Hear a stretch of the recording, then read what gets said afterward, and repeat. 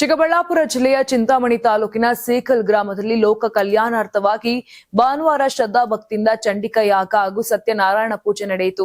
BJP ಜಿಲ್ಲಾಧ್ಯಕ್ಷ ಸೀಕಲ್ ರಾಮಚಂದ್ರಗೌಡ ಅವರ ನೇತೃತ್ವದಲ್ಲಿ ನಡೆದ ಈ ಕಾರ್ಯಕ್ರಮವನ್ನ ಜಿಲ್ಲೆಯಲ್ಲಿ ಉತ್ತಮ ಮಳೆ ಬೆಳೆ ಆಗಿ ರೈತರು ಸಮೃದ್ಧಿಯಿಂದ ಬದುಕಲೆಂದು ಆಯೋಜಿಸಲಾಗಿತ್ತು.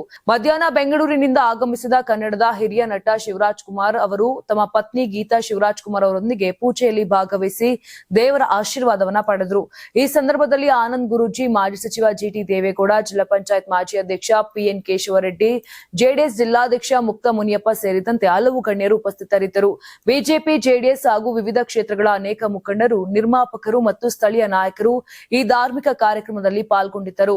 ಇದೇ ವೇಳೆ ಬಿಜೆಪಿ ಜಿಲ್ಲಾಧ್ಯಕ್ಷ ಸೀಕಲ್ ರಾಮಚಂದ್ರಗೌಡ ಮಾತನಾಡಿ, ರಾಜ್ಯದಲ್ಲಿ ಮುಖ್ಯಮಂತ್ರಿ ಡಿಕೆ ಶಿವಕುಮಾರ್ ಅವರ ಮುಂದಿನ ಅವಧಿ ಪೂರ್ಣಗೊಳ್ಳುವುದು ಅನುಮಾನವಾಗಿದ್ದು, ಕಾಂಗ್ರೆಸ್ ಪಕ್ಷದಲ್ಲಿ ಸಚಿವ ಸ್ಥಾನಗಳ ವಿಚಾರದಲ್ಲಿ ಈಗಾಗಲೇ ಒಳಜಗಳ ಆರಂಭವಾಗಿದೆ ಅಂತ ಹೇಳಿದ್ರು.